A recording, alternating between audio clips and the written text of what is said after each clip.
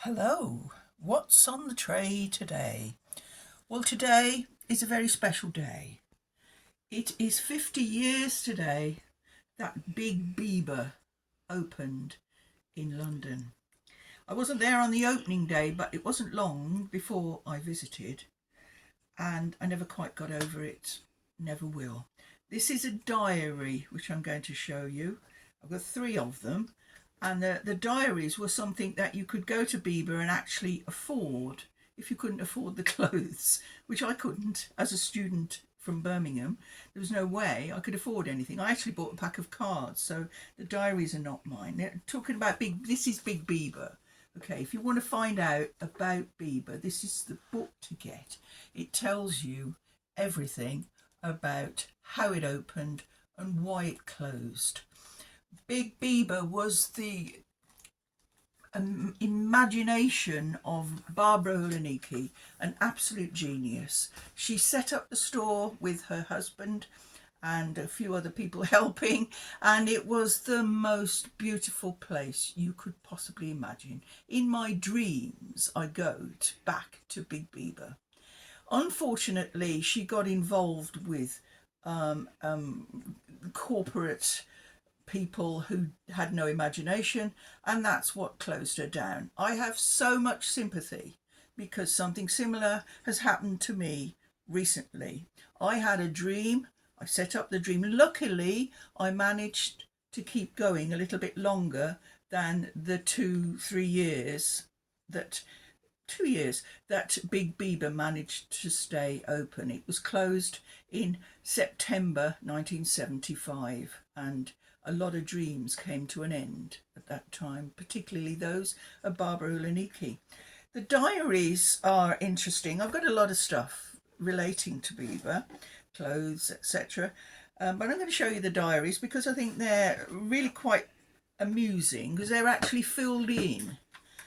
I don't know if any of you collect diaries, but I'm always fascinated by looking at old diaries because you find out how people lived.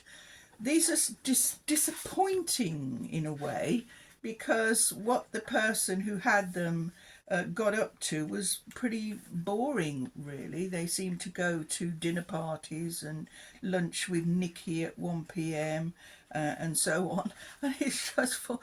I've got some First World War diaries somewhere where the war is not mentioned at all in the diary, which is it's just sort of disappointing. This one has a reference to an Ozzy Clark show. I think it says Ozzy's show. That was on November the 20th in 1974. These are both 1974.